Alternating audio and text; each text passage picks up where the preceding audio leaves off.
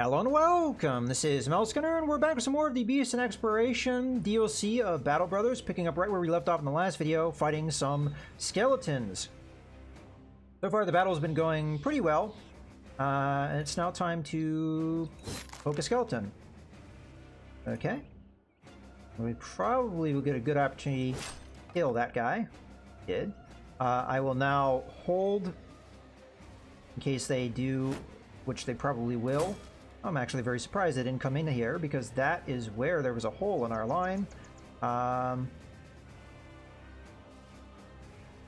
Who do we attack at this stage? Got a chance of hitting this guy. Let's go ahead. Okay. There we go. Because they broke the spear wall here, they're able to get in there nice and easy. This guy's easier to hit, so we'll probably go after him. But to be on the safe side, I will put up a spear wall, although we are getting tired doing that. Put up a spear wall. We'll go again after somebody that's easy to hit over someone that is not easy to hit. Okay. I'm actually not sure what to do here. I don't want to give this guy a terrain advantage by stepping forward. But I think we need help here, and if I don't move, we won't have it. So I'm going to move here, with the hope of moving around, getting to here to fight this guy. But I'm going to hold for the last step down. Okay. Because we've already established our line, I think it's alright to step forward here and start fighting.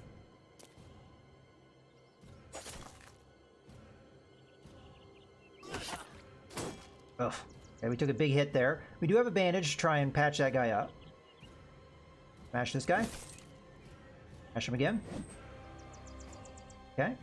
I don't think we have enough action points to do what I want to do here, but we should beat this guy to initiative, so it's still good to go there. Another thing that the enemy does not have is they do not have morale, so I cannot freak them out and force them to run away.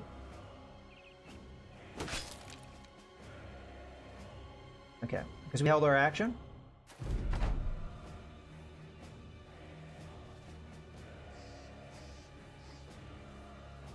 Let's finish this guy. Oh, we hit him in the head. If we had hit him in the body, it would have finished him. Okay, let's try and finish this guy, because I think he's the bigger threat.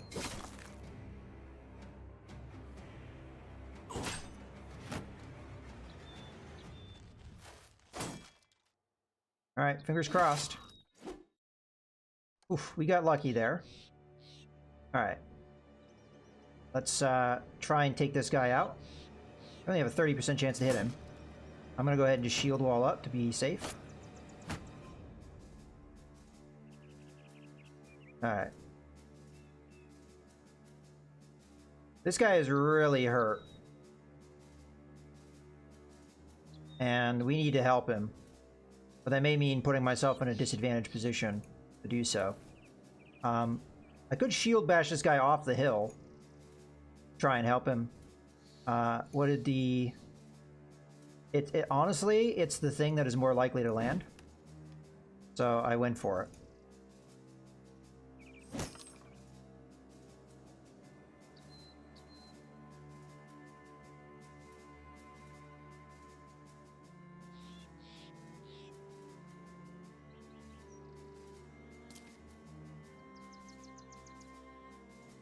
We don't really need help here anymore. We need help here. I'm going to move into this position. Fire an arrow into that guy. I have high hopes that we'll kill this dude.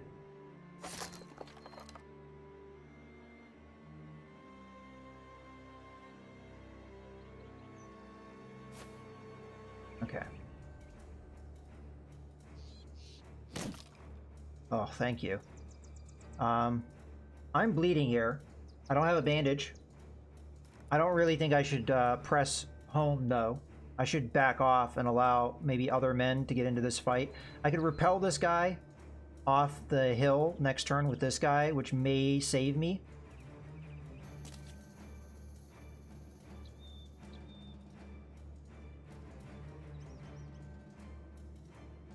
I'm gonna go ahead and move this way. This guy's in a similar situation, but he can't back out. So he's just gonna have to poke here. Do a little bit of damage. Unfortunately, we're too fatigued to do anything else. Okay, we're gonna wait. Now here, I really think we should repel. We only have a 43% chance to hit.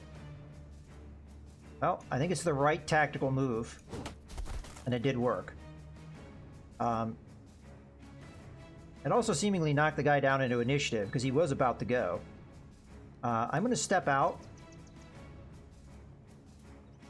Well, actually, I don't think it matters what I do here. But I'm going to have to use a bandage with my my archer. I hope I have a bandage. I actually don't know. I don't think I resupplied one of the bandages I had, so if it's the archer that had it. A little late for that.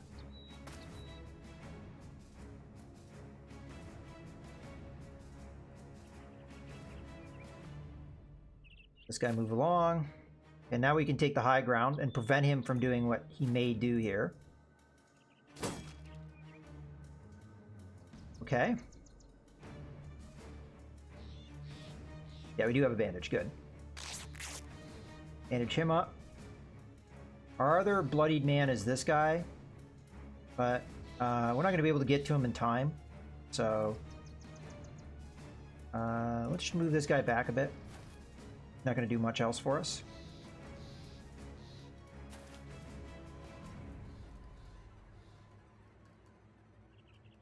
What I'll do is I'll move myself into a position that maybe this guy, if he has a bandage, will be able to bandage me up. So we'll just do that now.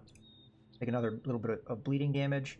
I don't think this is going to be engaged, but this will. Sadly, it's not really what we want to do, because then the guy could have just attacked me. So honestly, we'll move here, and then we'll just end turn to try and recover some fatigue. My men are very tired at this point. This is kind of the problem when you fight undead. This is what they do to you. Is they tire you out. They can hurt you in morale, and then it's really hard to like fight them. Okay, I don't have a bandage here. I think this guy's the one that has a bandage. So, fortunately, I made a mistake there, but we'll be all right. Ideally, I'd be able to move here next turn, and then attack the guy. Hopefully, relatively soon that will happen. Wait. Yeah. Step up here. Should get the attack. Ah, he's almost dead. It's one of those situations where I don't want to really run a move in because I don't have the action points to do it, so we're just going to allow ourselves a little bit of fatigue recovery. Okay. Alright. How many action points does it take? It takes 6 action points, so this one step should be fine. We'll bandage this guy up. Oh, did he recover? He must have recovered on his own. So, yeah, he did. So he's fine. We'll step back into a position. Maybe act on that guy later. This guy we're going to keep out of the fight because he's already been wounded. I mean, honestly, we have everybody into the fight that we need. This guy's really fatigued, so we'll just hold that.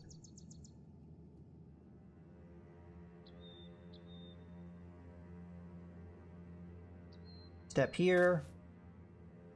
And turn. There we go. It's done! Make sure we get the loot. Sadly, no food here because skeletons don't eat. And anything that would have been there would have been old and gross anyway. You get some helmets, which is going to be heavier armor than we can currently have. The problem with this old gear is it's very fatiguing to use.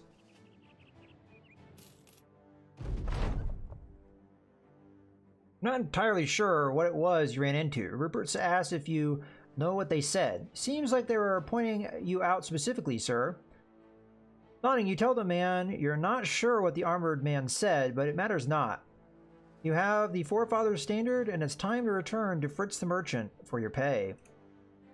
Okay. Well, thankfully that was a quick mission that will pay out nicely, and we can kind of get on the road of recovery here. Also, I haven't checked my men to see no level ups. Okay, that's fine. We do need to buy a new set of bandages because we've exhausted all of our bandages. I think this had a healer's hut. No, I'm mistaken. Okay. Alright. They have high spirits, that's nice. You find Fritz the merchant sitting in the town square, his arms up to the skies, his eyes closed, his mouth murmuring prayers. The townsfolk are all around him, kneeling and doing the same. You pick up a rock and hurl it at a weather vane. The clank and rustic spins, drawing everyone's attention. You hold the relic up so all can see. Fritz the merchant jumps to his feet and takes the forefather standard. The people roar with delight, speaking of good things to come. Your payment is handed to you, which truly is what you would consider a good thing. They're in good spirits. And high spirits means that people are eager to do business with you, which is fantastic because there's no ill effects in this town at the moment. We may actually be able to do some good business here. Like, for example, getting some amber shards on the cheap and then selling them somewhere where they're worth something. Although, I don't know if we have enough money to actually take that risk. We are going to sell these shields because they're not good, I think, compared to my own. They give you the same benefits, but they are weaker and will break easier. They're old and brittle, so we can sell those without too much worry. Now, the question is this a good weapon? So, -6 fatigue. That sounds about on par with a sword. I think it counts as like a cleaver-style weapon, though. It does 25 to 35 damage, whereas this sword does 35 to 45. Which I missed that we had another one of these swords. Okay, well, I think we just sell it then, because in my opinion we have better weapons. We could probably sell the cleaver too. The helmets I'll probably hold on to. I'd have to really look to see what my current men have. Like, for example, that's 70. That's 105. And there, right there, you see, it's 95 armor, but it's -8 fatigue. This is -5 fatigue, and it's 105. So it's better than something like this. So in the early stages of the game, this is actually tempting to use. But considering how much fatigue it causes, may not be ideal. Kind of surprised this guy didn't get a level up considering he was in the forefront of the fighting. Now, if I have somebody that just clearly has a lot of fatigue, I may go ahead and slap one of these helmets on his head. Because it will protect his noggin, after all. Yeah, I think this guy's a good candidate for it. He already has one of the better body armors that I have, so let's give him a helmet. And he will look kind of silly with it. Now, we could give him a different design, like that one, or that one. It kind of looks decent in this particular helmet. This one, I think, always looks silly. Of course, we do have the standpoint of, are looks the most important thing, or is it the fact that this is repaired and that isn't, and this will consume tools? So, fine, we'll have him be a little silly looking. And with him getting this, then we could pass on his other protection, because I believe this is better than this, for example. So 45 versus... Oh, no, actually, it is not better. It's actually more fatiguing to wear, as a matter of fact, as well. Interesting. I just had kind of assumed that that was a better thing to have. I mean, in theory, it's better... I can click on this guy. It's better than this. But it's more fatiguing to wear, so... I'm not sure I'm gonna put it on.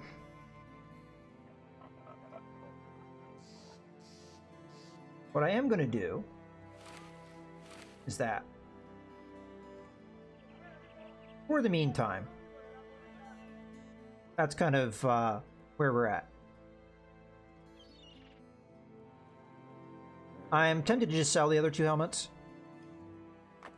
because I don't think I'm going to get much out of them, and I'd have to repair them to make them any good anyway. But we'll hold on to them for now. 20 to 35 damage for the Ancient Spear. 25 to 30, so it does have a higher maximum. It's also more effective against armor. Do I take that? Nah, I think we just stay with the militia spear. We'll sell that spear. So we're gonna sell that. It's that. Okay, for sure we need food. The fish is being sold for less than it's worth, and I know it's being sold for more than this, but I think we're gonna take that. We'll take a couple things of that, because it does keep longer than this does. How many days are we looking at? Yeah, we want at least one more. Okay. Sort. Okay, now that we're done with that,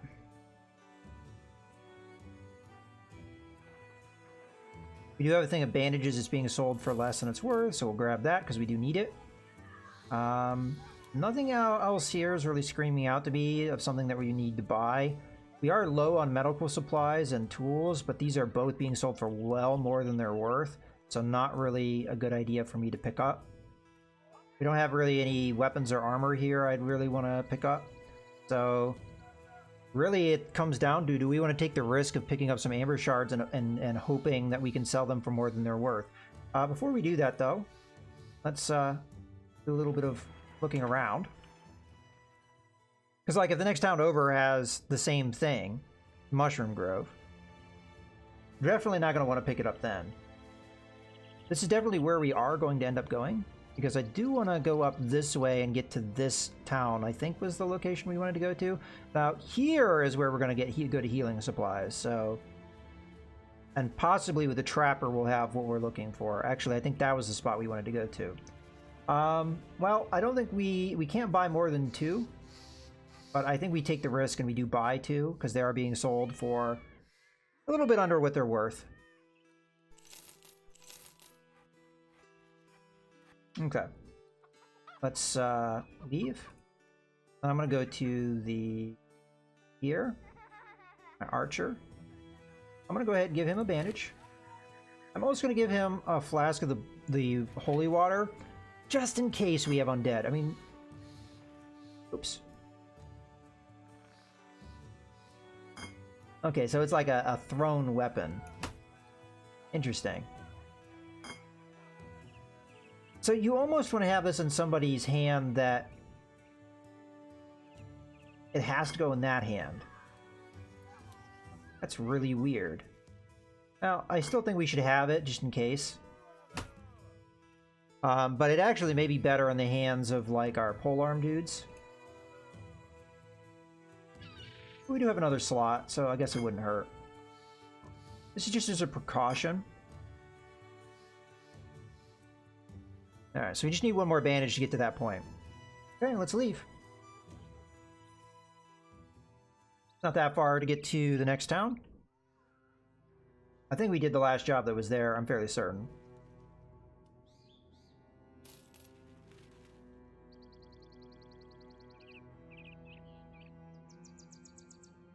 Oh wow. Yeah, that one payday put us at 9 crowns, so this is really much a risk with that amber. But it will possibly pay out well.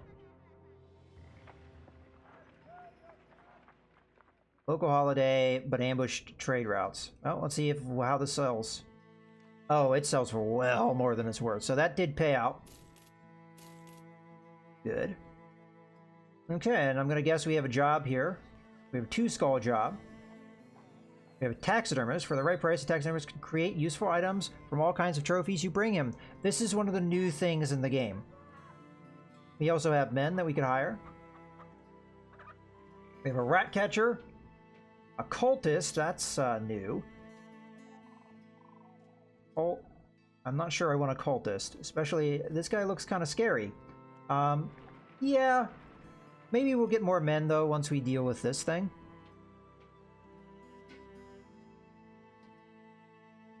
Anything interesting in the marketplace outside of the fact that we sold this for a good profit? In theory, these medical supplies will be cheaper if we can take care of the problem that they have in this town. They also sell peat bricks here. We can get that ambush trade routes taken away. We may be able to buy this and see if we could sell it somewhere. But for the meantime, I think this is going to be a good point to go ahead and put a cut in the video, so I hope you guys have enjoyed. This is Mouse Gunner, signing out.